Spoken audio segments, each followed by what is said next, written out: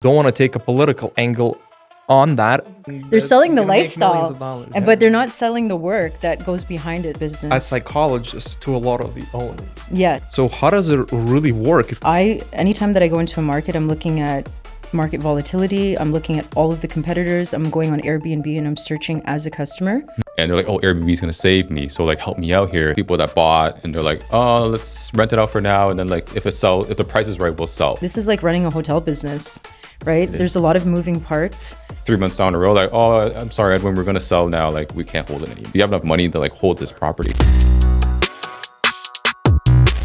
Welcome to another episode of Beyond the Listing podcast. And today we have delightful Tricia Bacchus, who is the founder of Luminous Vacations. And we're really happy you're here because you have a plethora of experience in the vacation rental space. So can you please tell us a little bit more about your company and the background that you have in the industry? First of all, thank you guys for having me. I'm really excited to be here with you all. My name is Tricia Bacchus and I own Luminous Vacation Rentals. We are a global vacation rental management company. So we focus mainly on vacation rentals in high destination areas. And we do a little bit of a few different things. We're doing vacation rentals. We work with pre-construction sales for developments in different markets to do both the sales and the management. So we're kind of like a one-stop shop for vacation rentals in the real estate space. Awesome. So you focus, as you mentioned, on the Caribbean, right? You manage units there. And your background, I remember you telling me that you worked with Booking.com, so you have a lot of, or actually for Booking.com, so you have a lot of background in that. And I mean, that's a very strong and big company and lots of experience from there. So anything interesting? Yeah, I actually started there. That was where my company, the vision, the experience came from. I was a revenue manager for a lot of the chain hotels in the North American market. So I worked specifically in like Muskoka, PEI, Newfoundland, and a few other markets. And my job was really to focus on quarterly growth, year over year in revenues. And I also I was the head of the business development sector for vacation rentals. When they saw that Airbnb was coming in 2018, they wanted to bite just as hard. So we had to go out there and start canvassing all of those markets to onboard owners who wanted to list their property on Booking.com. Makes sense. So they knew that Airbnb is taking over, so they wanted a little piece. I think the next thing to kind of talk about is the big elephant in the room, what happened in Venezuela. And I don't want to take a political angle on that. More interested in the repercussion it has on the vacation rental industry, because the Caribbean, obviously, that's your major focus, are strongly affected by that. So how does it really work? It causes lots of anxiety, lots of problems. People are not able to travel anymore. They have cancellations. Who's getting screwed in the situation? Like what's going on? Like, what is your take on that? What does it look like really? Immediately when I saw that, my heart dropped because where my home country is, I'm in Guyana, South America. So I looked at it like, how is this going to make an impact on, as you mentioned, like literally right there. We're literally like, we can probably take a boat to Venezuela if we wanted to. But yeah, I immediately kind of panicked because I thought about, okay, a lot of my markets are in the Caribbean. I saw hundreds of posts about cancellations. And so the immediate effect was, how is this going to impact our bottom line? How is it going to affect our investors? And so we were looking at, as you mentioned earlier, cancellations. I'm going to say that Airbnb is not going to protect the hosts, as they usually don't, unfortunately. And that's why it's important to have backdoor systems, I think. Booking.com probably doesn't. The same thing. I'm gonna speak on Booking.com. I'm sure we're gonna be talking about them a lot in the chat. But yeah, like right off the bat, I really thought about, okay, how's this going to impact my investors and how is it going to impact our bottom line? And what can we do to mitigate that in some way? So one of the things that I try to do is work outside of the dependency of the OTAs and their systems, because we know from previous experience with COVID specifically, they weren't there to back us up. So we have to always stay, kind of guarded when saying, do we implement our own policies to ensure? And what do they look like? Are they deposits that are non-refundable or something to protect a bit? We use check-in forms, and they always attach a credit card form to have encrypted credit card secured credit card details on the file. So in events like this, we can still communicate with the guests and say, hey, we can still protect your reservation, even if it gets canceled on Airbnb, if you choose to stay for whatever reason, or even if you need to extend your stay. Because a lot of people, their flights were canceled last minute. And so Luminous can step in and saying, hey, we're here to support you through this crisis. And, Canceled last minute, they can't get there. Airbnb is going to refund them. Yeah. And then the property owners that you represent are basically sitting there empty for this period of time. So it's one of those force majeure situations that are written out in these insurance clauses when you sign up for an insurance company. A nuclear attack or an earthquake, that does not, natural disasters don't include, or this is a black swan event, whatever you want to call it. I also think that it's one of those things that it's a catch-22, simply because there's things that are completely out of our control. In situations like this, we kind of have to prepare ourselves for the worst case scenarios where essentially it's not something that we can really work around. It's kind of like, it's blanket. That's managing the existing situation. Exactly. So basically it's just minimizing the exposure and its damage control. There is nothing to be done. And I guess that's a answer as well. It's not like, yeah, we come out on top. Sometimes you don't, but you manage it to the best of your ability. And having those conversations with the owners that they might not like, but it's one of the, like I said, it's one of those things where it's like, it's a natural disaster. We're going to do our best to, again, mitigate the situation and then hopefully create a strategy around what's next. You probably have a bunch of those with hurricanes, right, in the area. What's your cancel policy like? Jamaica was insane because the hurricane hit the majority of the market, and I automatically thought, who's going to want to go to Jamaica after that big hurricane? But gladly, where my markets are, which is in Ocho Rios and Montego Bay, they weren't really hit that much. And cruise ships are still going 3 times a day. So it's interesting to see how that kind of came right back. And I think most countries have that concept of it's like right away, what's our action plan to get, to kind of come back from that. And yeah. I mean, I see I've been in different markets like US, China, here, up north, whatever. And different markets have different cancellation appetite for different guests. I mean, obviously you're in the city, you're up down south, like I'm up north. It's like, do you have have you changed your cancellation policy for seeing these things? Because we have, because like up north, there's like this crazy snow. People are like, I can't get up there, I'm going to cancel. Well, I'm sorry, we're 90 days or like 60 days. And then either we can move your reservation to another date, but it's not going to be the same value in terms of dollar. So we protect our owners in terms of their income, and we push it to another date that may be a low season date for them to rebook and use that credit. So have you been taking different approaches in terms of protecting your business? It's interesting. I recently was a part of a workshop that spoke on cancellation policies and the appetite that guests currently have with those policies. And I found that it was more so about flexibility because of the uncertainty.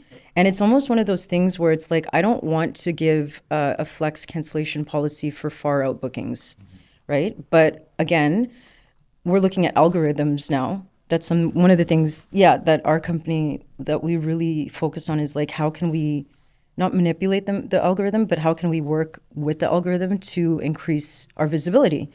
And that's unfortunately, that's one of the trade-offs is you have to have more of a flex cancellation policy versus a strict, because most people are in those, I think people now are, when they're shopping, they're like, oh, I'm going to shop. There's so many different options. I don't want to be restricted to one unit. Really? So you have mostly flexible cancellation policies. But what it just kind of sparks my mind around the fact that, let's say people will book and you have a flexible cancellation policy and somebody booked for New Year's or during the high season over there, January, February, and then they canceled 2 days before and they were there for a week or two. And then the property, this villa that was, let's say, $1,000 a night, $500 a night, is now going to sit empty most likely, because who's going to book? Because to get to the Caribbean, it's not like somebody's just coming from Montreal to Toronto, they're going to book tomorrow. these people plan their trips. They have to get plane tickets, and because mostly it's not exactly. That's why I'm saying it. For one of the things that our company does is we reach out to the guests once they book, because we want to have a conversation to understand. We know that there's nothing guaranteed in life. But if there's anything that we could do to help create the experience for the guests, to ensure that we have like a gauge as to, okay, this person, like you said, bought a ticket.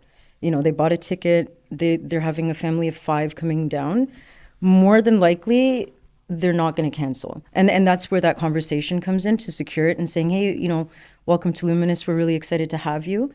And tell us a little bit about your trip, what you're planning to do. Is there anything that we can help expedite while you're there?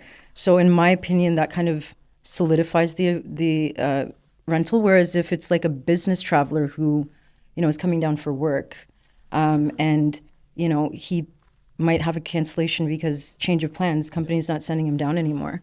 But I think what happens when we open the flexibility on those policies, again, it's like broadening our search results in our rankings. So yeah, here are just a few questions that popped into my head. First of all, for us, we are, as you mentioned, similar thing, we are on a strict policy, and we don't have issues filling up our properties, right? Like, they're fully booked, so there's no need to jeopardize. And we do have situations, you see it occasionally, where somebody said, oh, we have to cancel because of a family emergency. And whether it's a family emergency or people are lying to get out of it, it doesn't really matter, because our first and foremost responsibility is to our client, who is going to have to make money. So if these people are going to cancel, and now 2 weeks in Toronto, it's easier to fill those days for sure. But I'm saying, regardless of that, what if we don't fill them, right? So the owner is making half of their profits because 2 weeks are gone now. And that's why we set those cancellation policies, and that's why we make sure that the revenue is protected. But again, my question to you, perhaps you don't have to in your region because you've done this for a few years with flexible cancellation. What do you see? Do you see a lot of cancellations?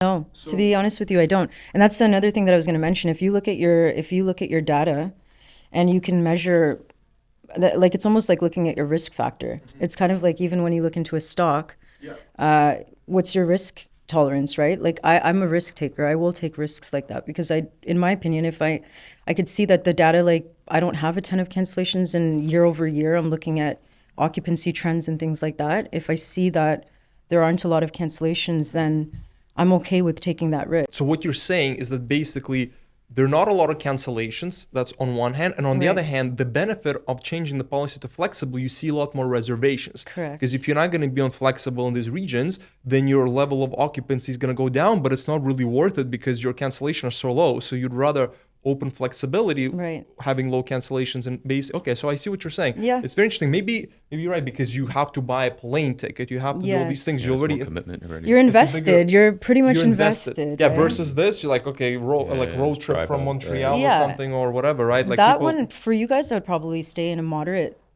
cancellation, because the Caribbean's 90 days strict. Yeah, Me too, man. yeah, and so, like, because, for example, the Caribbean it's very competitive, just like the city, like Metro, right? But I find that again, when somebody invests in coming from, like, when we look at the data as to where these customers coming from, they're mostly coming from North America or Europe. They're not coming from the local region. Tell me about being competitive. We are actually working on one project together.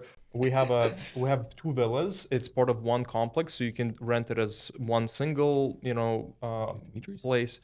Dimitri's place? No. It's it's in Turks and Caicos, actually, right? And we're seeing, except for New Year's reservation, and we've just been lowering the price like crazy. Turks and Caicos is a very high-end location, right? We started with like $2,000. It's a big villa. We started with $2,000 a night USD. And now we're at like, what, 800? Yeah. And we are. That was aggressive, though. That was super aggressive. I mean, but regardless, it's like we lowered it more than by half, and we're still not seeing bookings, and we're looking at competition in the area, and it's not like they're booked up either. You know what I'm saying? So that's what we're. It's one of those. It's so. This is where the conversation around relying on one OTA has been my fight in most of the markets that I go into. I'm assuming he's on multiple OTAs. Well, we're working on it because there's problems in verifying the location and stuff like that on the ground.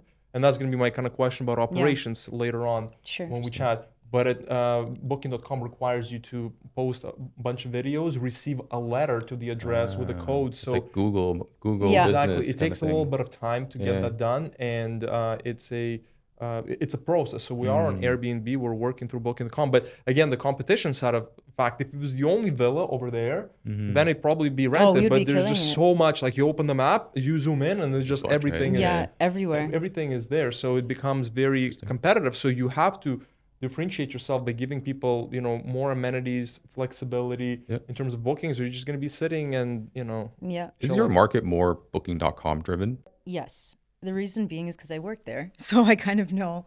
But I think in general, like people that are booking Caribbean, at least from my perspective, are not looking at Airbnb. Like for example, if I go to Asia, I'm not looking at Airbnb. Right. I look at Airbnb. I booked all the Bali vacations and Yeah, but like destinations say on I don't know, like for me and my family, like we like to be in resorts, we like to be in like 5-star hotels, and like Yes. I'm not looking at Airbnb. So Booking.com, one of the things that I learned, I actually did like extensive research on each platform and what it brings. I look at Airbnb as the Walmart of the space. It's the price shoppers. It's got a huge brand. They did a really good job with their branding and ensuring that they held that market share very tight. However, Booking.com was originally a hotel distribution website. So their demographic is, in my opinion, a little bit more intermediate and they're more high end. So, and they're based out of Europe and they've put a lot of their marketing dollars in Europe.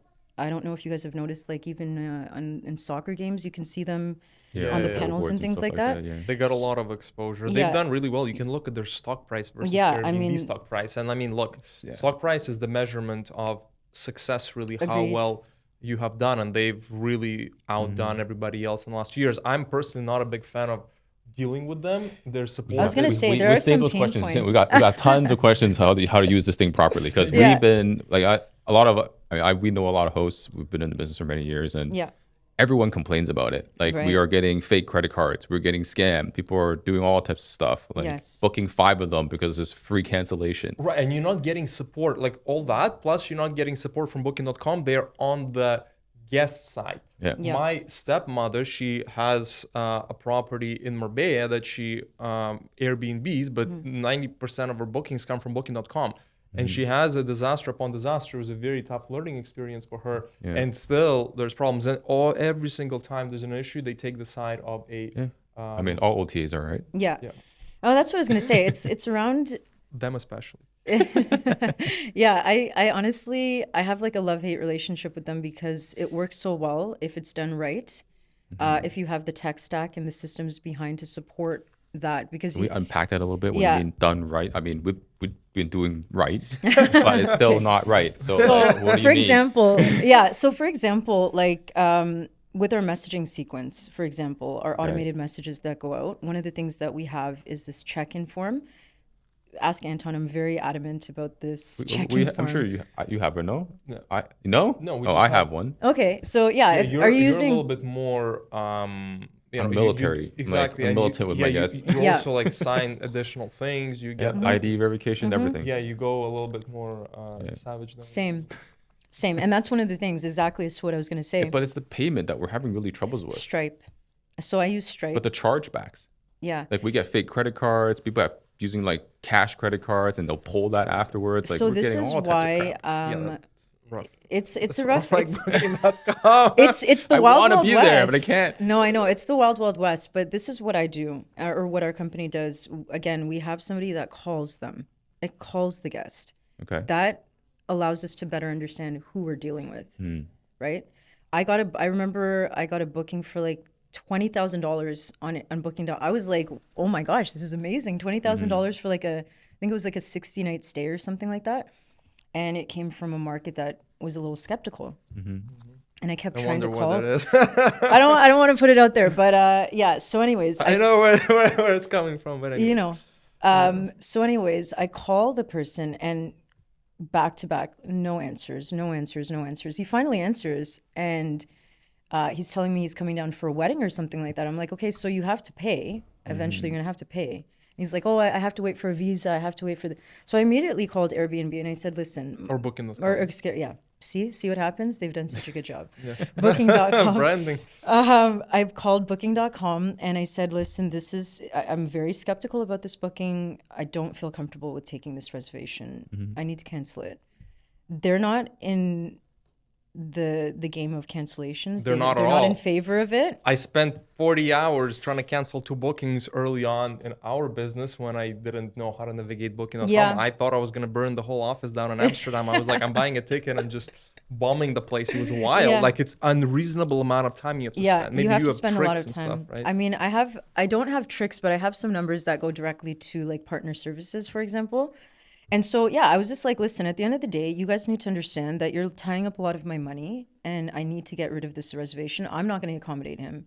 So you could figure out if you're going to relocate or whatever. And they tell you they're going to charge you for a relocation. They never really do. They never just really tell do, you. yeah. It's one of those things you kind of Airbnb have does. to, it's almost like you're negotiating with Booking.com to fight for your rights. But as I mentioned, it's almost like filtering it through because just like Airbnb, you have good and bad guests.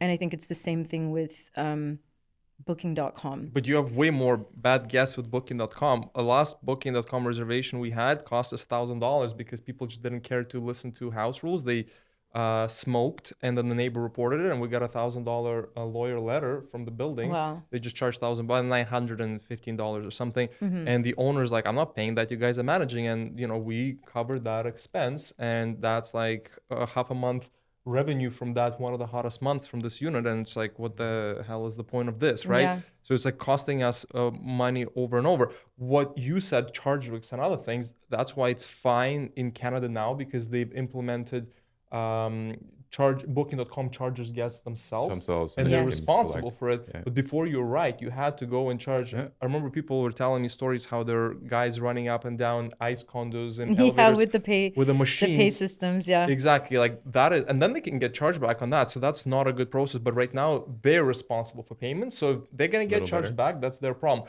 So I'm cool with that. But there's other problems within it, and there are things that I've figured out. Like you do minimum 90 or 60 night cancellation, right? So that files away lots of people because Booking.com is gonna take that payment. They're gonna pay you regardless, whatever happens with these people, right? Right. So we eliminate most of fake bookings, but it's very difficult to enforce house rules. If there's damages, you have to use TrueV, Superhog, whatever other system. So there's a lot of problems still, honestly, right? They're still not there, and this was something that we were working on even when I was working there. It was like they don't have the right infrastructure. They have the scalability and the global presence and the brand awareness. And I think they're a dime in a dozen because one of the things that I like about it is the fact that I have more control around promos and different things that I want to do.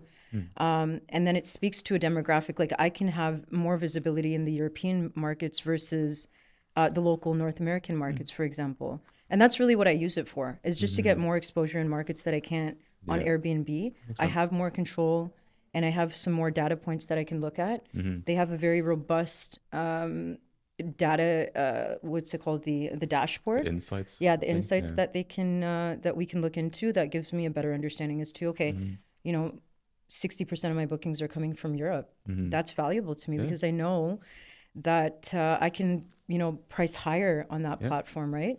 And so as much as there's a ton of issues with it, I do still see if we, again, do it right, which is there's no really right way to do it. But I think that if you have the right tech stack and you have the right systems behind it, it should be okay. Yeah, I think your calling idea is pretty good. So we make them take a photo with their like driver's or ID plus credit card. Yeah. Because that's KYC type of thing. Like so it's proof. Cool. But I think Booking.com, like the foundations of it is for hotels. Indeed. So it's not really built for what we do. Yes. Yeah. So a hotel can mitigate it because they have staffing. People Yes.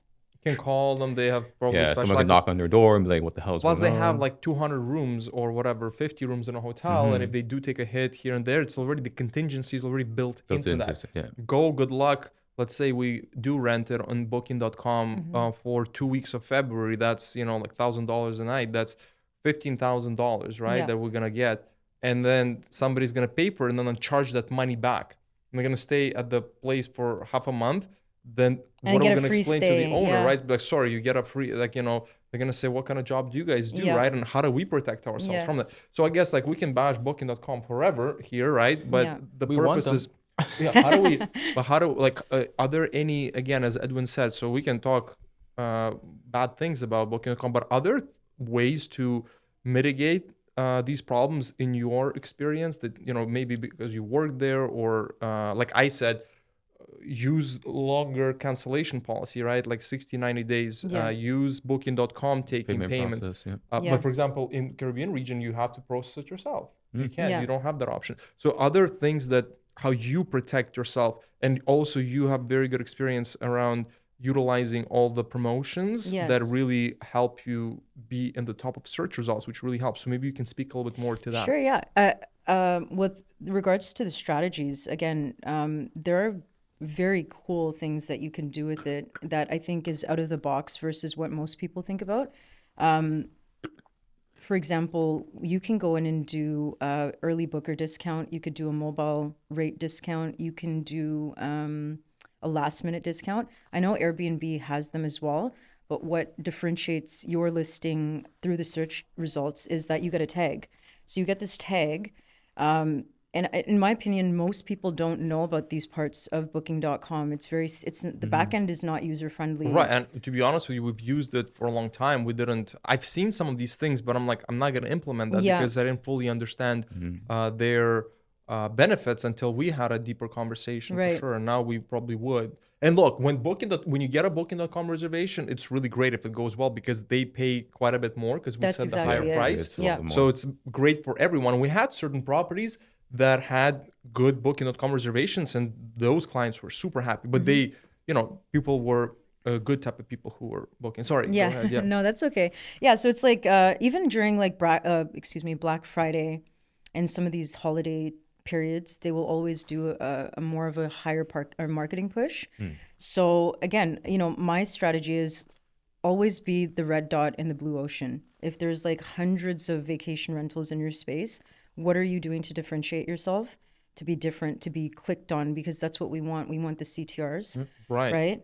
In order for us to do that, we need to create a dynamic of different strategies. So again, when you have those discounts, and you can do it on specific days, that's one of the things that I like. It's not static to every whole day, thing, yeah. right? I do it on days that I know more than likely people might not book. So for example, on like an early booker deal, I might just do it on Monday, Tuesday, Wednesday, and Thursday, and I'll leave Friday as our high revenue days, and give that discount, a light discount. And the great thing is that you can build those discounts into your rate. So when you're doing your rate planning and your pricing strategy, okay, on booking.com, I'm going to probably inflate the rate by 20% to cover that last minute discount that I'm offering at 10%.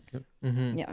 Yeah. So it's not a blanket approach. It's like, I mean, you still can not blanket on Airbnb with rule sets. well, for sure, rule sets are very technical and complicated thing. You need to know what you're doing when you're doing that. But this is, I feel like it's a little bit easier because it's there already. People are not Yes. utilizing. Also, what we talked about was that most people are just on the basic 15% commission plan. But if you go up to 20% or 25%, people are just usually don't want to spend the money. That's the natural kind of default. It's like, Yes. why would I give money? But you actually just increase your prices by that amount, Yep. but you're going to be featured at a way higher rate, right? Exactly. Yeah, that, and you're getting higher placement. So one of the things that I explain to my clients is that it's almost like a carousel. So whoever's paying for that higher price or that higher commissions is going to get an equal amount of distribution, but there's a very small pool that's actually looking into that visibility booster. So if you don't know the system, you're not going to, like, I think a lot of my clients never even thought about going on booking.com simply because the system is so intricate. It is much more complicated. It's not user friendly at all. And like Right. I said, if when we started, it was like a very beginner level of understanding. Then after getting a few of these fake bookings and fraudulent ones, I really spent a lot of time and I understood it. So it's like a beginner to intermediate, but what you're explaining is a very advanced level. And that is, most people do not have that Yeah. capability. And, that's really cool. And I think even in Toronto market, I know certain co-hosts, they're not co-hosts, they're more like hosts, just hosting their own properties, Yes. have succeeded tremendously. There's a lady in the chat where we met. She basically gets 90% of her bookings from booking.com and she loves it. Yep. She figured out how to protect it. And again, she's not a professional host. She's just, part of the hosting community. And she figured it out. She has Yeah. good ranking. She gets all the reservations. I'm sure she makes very good money from there. But again, how do you, what are the ways to kind of protect yourself? I think it's really, again, down to your policies, your systems, your processes. If you have a very well thought out way of doing it, and it really comes down to, I think people are afraid of talking to the guests, but I feel like when you talk to the guest, you have an understanding of who you're dealing with. If it's a young kid, I'm coming there to it's my birthday, and we What if get they some don't red pick up? Some of them don't What pick if up. they lie? And that's the other thing too.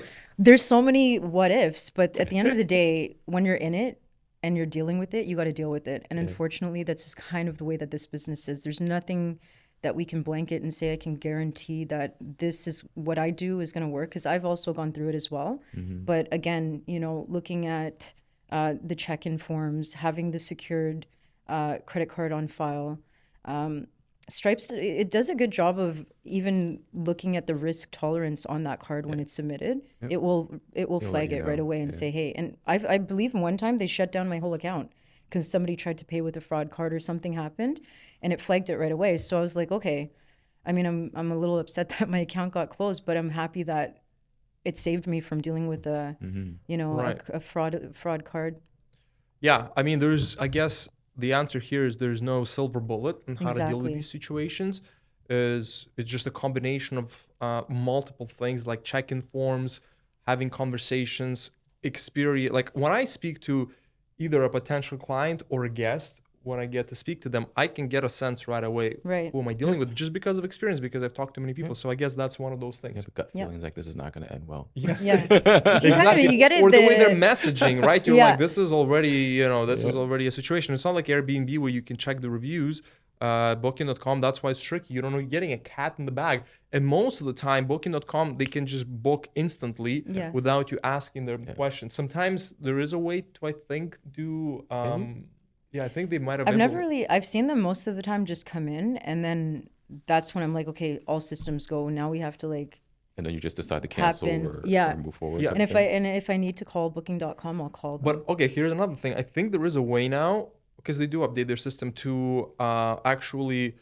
Request the book. Exactly. So they can Yes. request it, and you then choose approve or not That's approve. You can ask ideal. them questions. That's Yes. more ideal. Yeah. So like you have more capabilities now. So that's another, drop in the bucket of how to control these things. So you got to utilize, I guess, not just one, like I said, silver bullet, but multiple things to protect yourself. Basically use I did that Airbnb.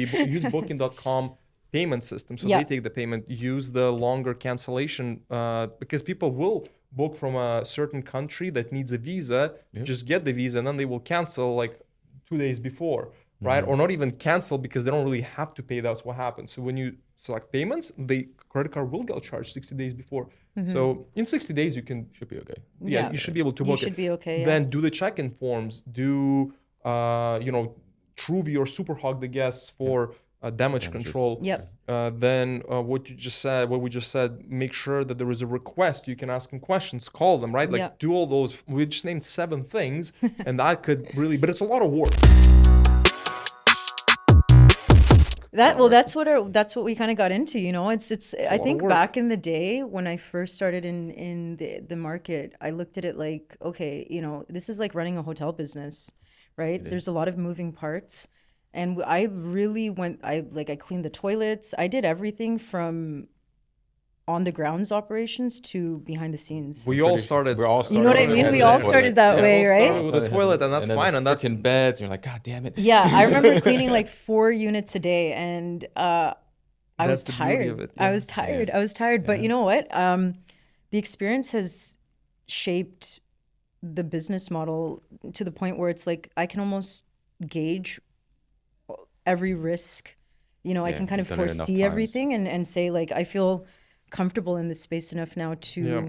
expand my business out to where it is right now, and we're global, and I live in Toronto. Right. So this is going to be my kind of next question. I'm interested about the operations, I think is the question to the both of you really, right? Because for us, it is much easier because all our units are in the principality where I'm at, and there's other members of the team that are kind of already seasoned and can go and physically look at things, check things. Yeah, boots on the ground. Exactly. That's boots on the ground is a huge thing. And I again think that if you want to deliver the high-end service that we are offering, the boutique experience, like you have to have boots on the ground or things go south. So when I hear those videos, I've mentioned many times when people say, oh, you can manage 20 units and you're going to be only working 5 hours a week. I'm like, I don't know. Where? I'm like, whatever that is, either I'm stupid or, they're bullshitting. It's up to your team, right? Like I do work, but maybe it's not as much as other people. Yeah. But I think a good question for you is like, what does your team look like now? I mean, like we do, like calling every guest, for example, we do like 500-600 reservations a year. Like it's 500-600 calls that has to go out, probably more, just from inbound and like just keep seeing the guests and all that. Like, tell me a little bit about, how's your team and the structure and all that. So the company, when I started the company, I had a vision to be really big, but the reality of it came into exactly as to what you're saying. I'm more of a boutique company, so I'm quality over quantity. So I don't have a ton, like I don't have 100 units as yet. That's the end goal. Right now, my team consists of, there's 6 of us.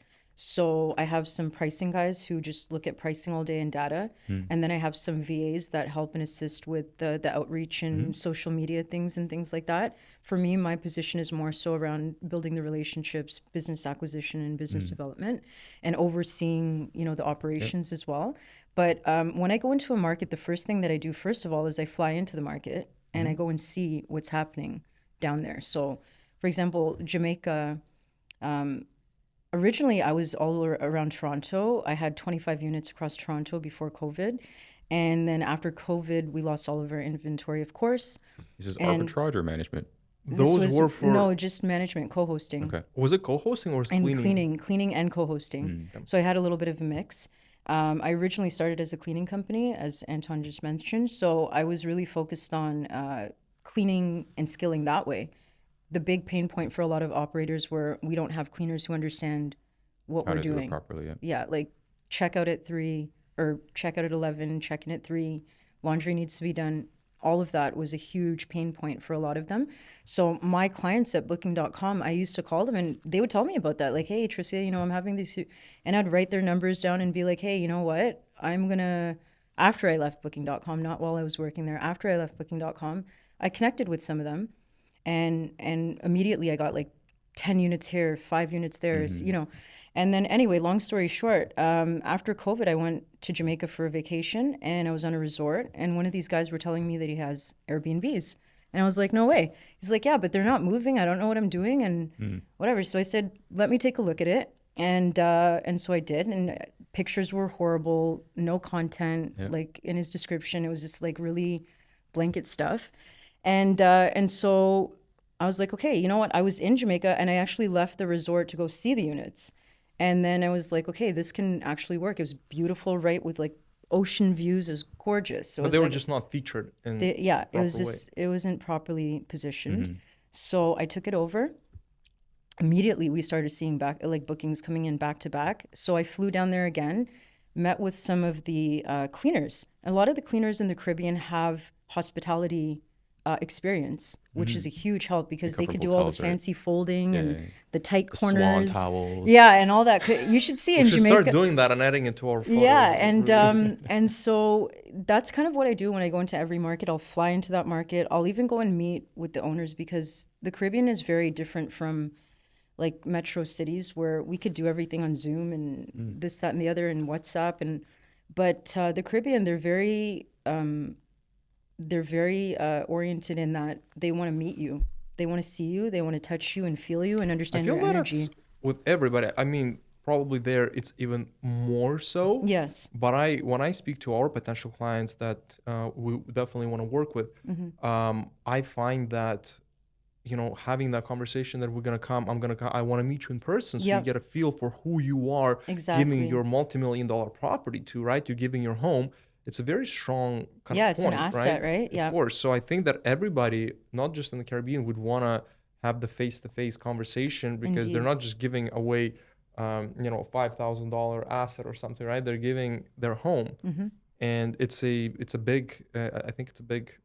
It's a huge selling point. I thing. think everybody needs to do that because, like I said, I think I went to an event the other day and there's these young girls that are like, yeah, I want to do Airbnb too. And, and they were like, I'm building this like program to start selling out to them. I'm like, but you have to really understand the intricacies of this business. It's not as simple as putting up photos and This is a relationship creating. business. Yeah, it is You're a relationship business. A psychologist to a lot of the owners. Yes. Because they will call you about certain things, and they will basically just they're anxious, and they have certain certain fears, and they want to just share this anxiety with you, and you have to support them because Right. they want your attention, and that's question. Huh? I'll finish. I have a good question for you guys after. Yeah, so Sure. basically you are playing a psychologist to your clients, and that is part of the service that we Yes. offer, right? And that's what I tell my team guys, like, yeah, sometimes, because my team sometimes gets frustrated, they're like, this is a waste of time. I'm like, well, that's part of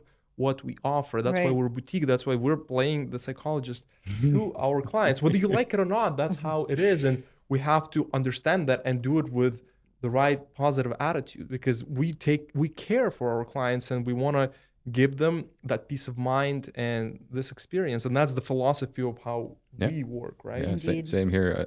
I have a question for you, both of you. Like, we now have, it's like an investor. We have a buy box or management box.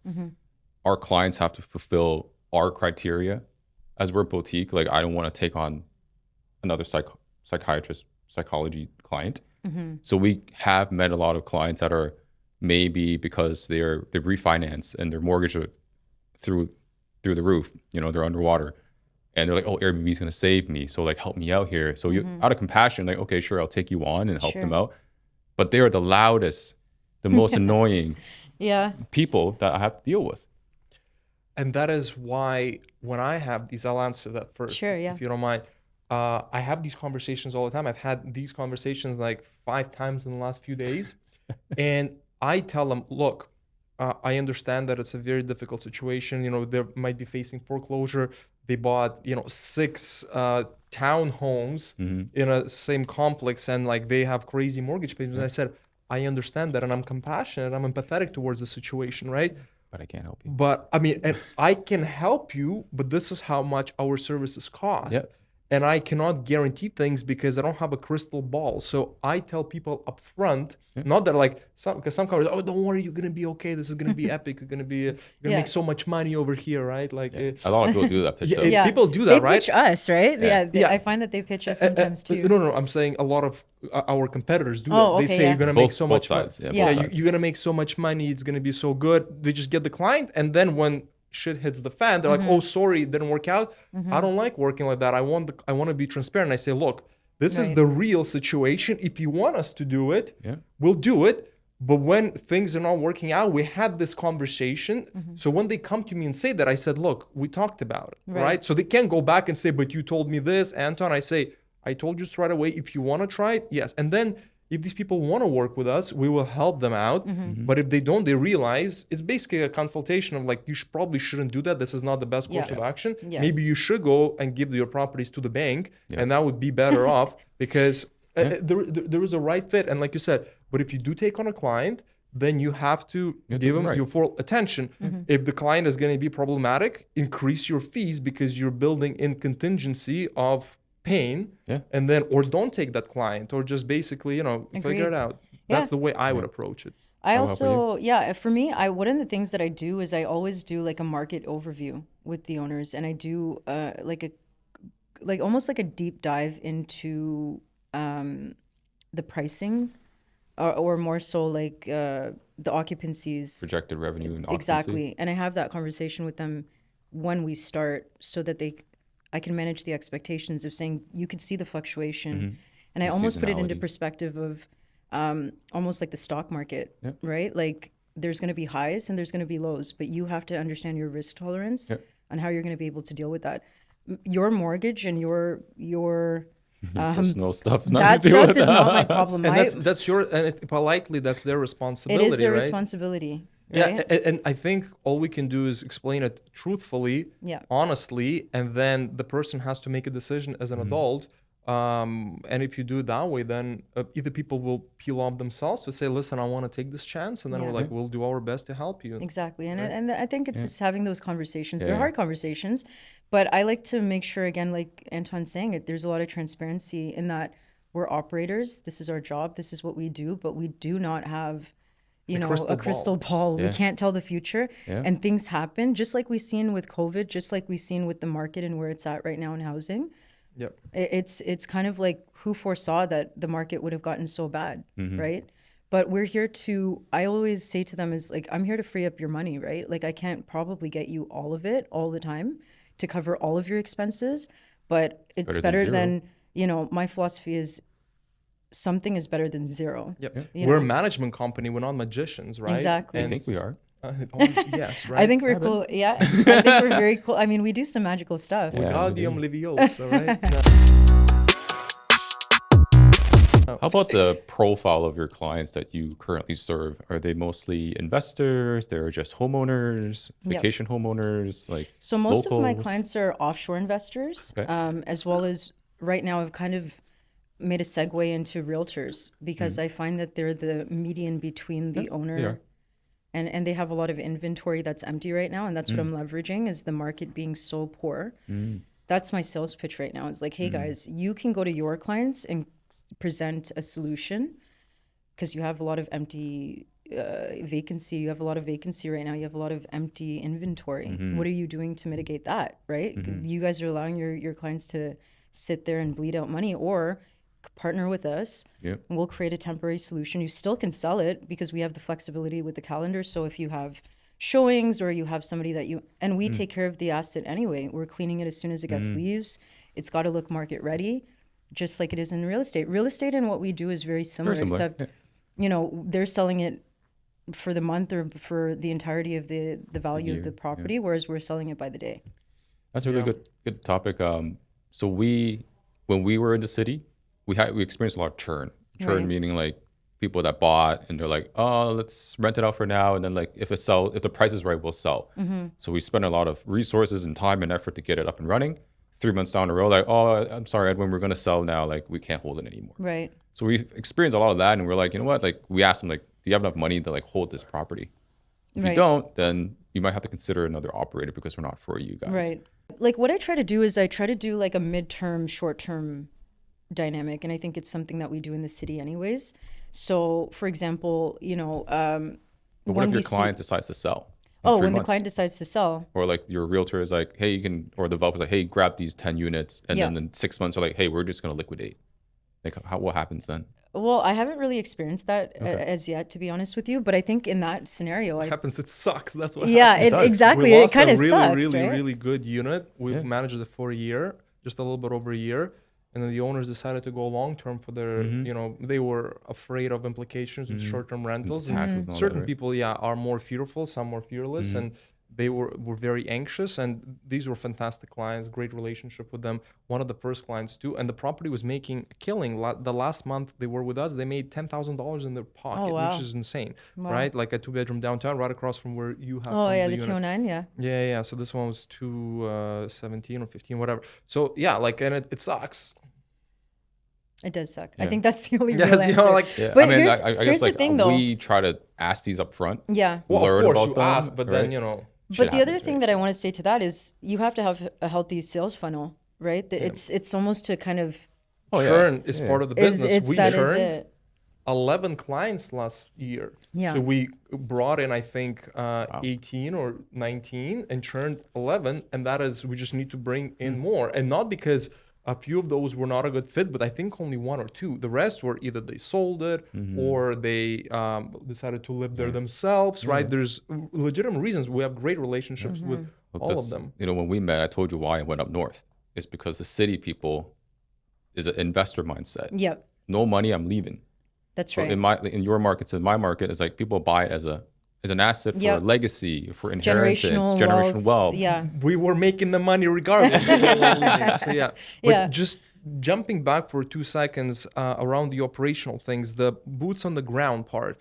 for you, Tricia, and for you, Edwin, because you guys are not, like, you're not driving to Muskoka every single day to manage those houses. You're not flying when somebody lost the keys because sometimes I could go if there's an issue, if it's actually necessary, right? An emergency. But how do you manage those situations without being present, but keeping the high-end experience Teams. live? Teams. I don't know about yourself, Same. but yeah, it's the same thing. Teams. Communication channels, teams. Yeah.